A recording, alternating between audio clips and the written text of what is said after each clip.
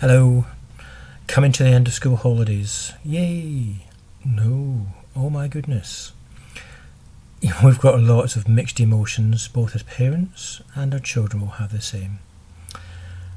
Have you had a good holiday? Has your children really enjoyed it? And all of a sudden, the atmosphere in the house changes. Our children are getting really, really anxious. They may be very, very excited as well. But one thing's for sure, we're going to have to be careful of what we're saying or doing to make sure we don't destroy the excitement that is within our children or misunderstand behaviours that is going to be linked to the anxieties of going to that new year, new school, new environment, whatever the case may be. So we have to be a little bit proactive. What are we going to do? What distractions can we make? Are we allowed to talk about school, or are we not allowed to talk about it at all? You'll soon know when you start talking about, are you really excited, or no, just leave me alone, or you get a really good abuse, torrent of abuse of wonderful language that you never knew your child had within them. You know they're moving on. It's very, very good. But we do need to try and find out where are our children within this area. Is it possible to try on the school uniform? We've bought it. Have we tried it on yet? Have they allowed you to let them try it on? Is there adaptations we can make? Do we know what is happening within there? Have we got all the names in? Do they know what they should be doing? Is if labels have to be cut out or labels have to be put in with having our names in all our clothing? Iron on labels. Oh my goodness. It takes time, it takes preparation, but sometimes iron on labels can be a real irritant to our children. Where can we put them in within the material? Or is it a matter of, if it gets lost, it gets lost, because there's no way they're going to allow me to label that piece of clothing up, whether it be the coat, the blazer, the shirt. It's just one of these things. We have to adapt to what is going to be right for our children. The school may say you have to have all your uniform marked up and that, but if our children can't cope with it, don't do it. And just explain to the school that it was more important to get my child into school than it was to label up the clothing.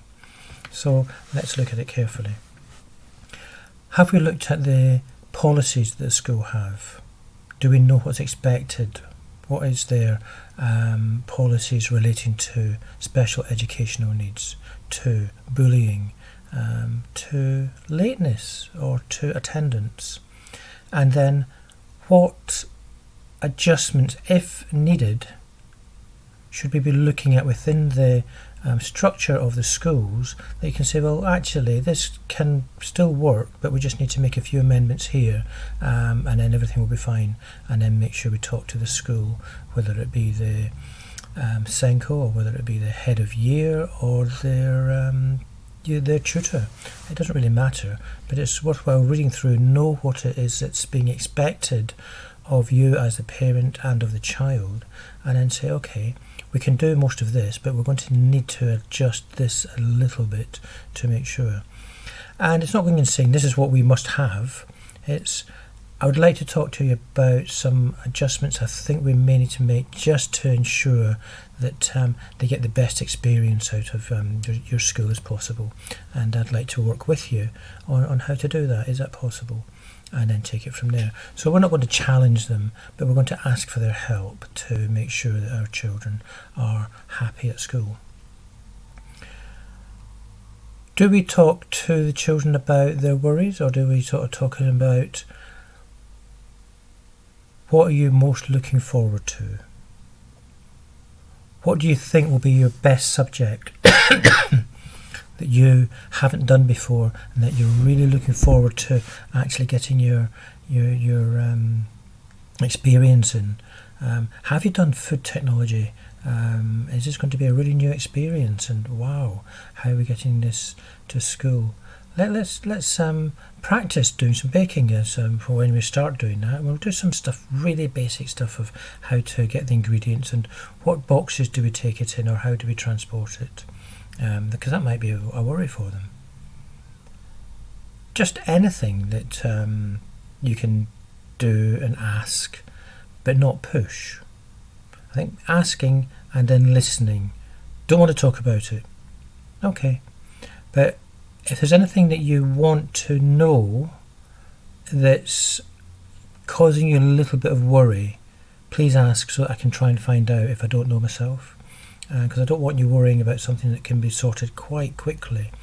And everybody else is going to have the same worries at starting at the school. Everybody's going through the same thought process. So let me help you to do that. But I'm here to ask when you're ready. Or write down some checklists. Do you know what to do first thing in the morning? Have you got your diary for the first day? Have you got your timetable? Do you know it? Have you seen it as a parent?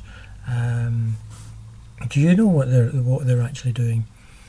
Have you done a home timetable so that you've got the timetable? We got both our children's timetable, photocopied it, and then stuck it up in the house so that I knew exactly where they were and when in that day at the school. But they knew when they came home from school they didn't have to get their book out. It was on the fridge or it was in wherever prominent place. Ours was the fridge. But then you could then break it down even and put maybe some pictures to some of the things as well. So you're making it bigger and so they can see it much better. But ask them how they would like that putting down. They might want a daily record of what's happening. So a full week might be too much. So they want a breakdown day by day, and you've just got. So you can do it in like a booklet, and you just flip it over every day to what's happening. But it's bigger, it's easy to read, and it's not overwhelming in their face.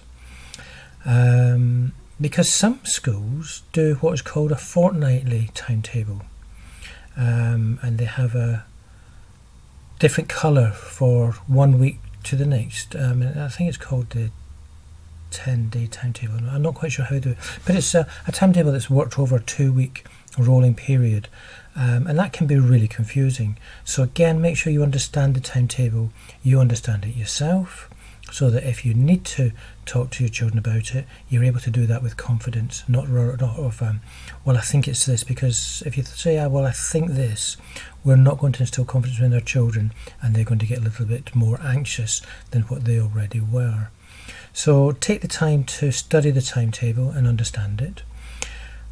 Know numbers of the school off by heart. Know who you need to be talking to. So who is the tutor's name, or who is the main person that you need to speak to if we have any concerns. Because we want to get a relationship with them, to not know that I'm not a pushy parent, but I'm a parent that is going to be looking out for my child if things aren't going in the right way.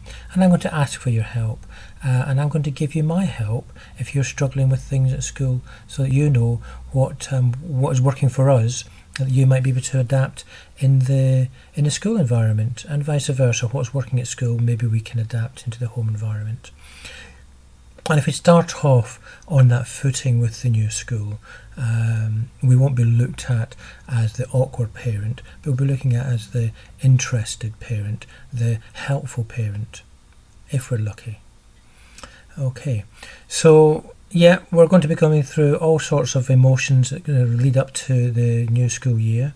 Really, really exciting, really terrifying, overwhelming, but if we're feeling that, what are our children feeling?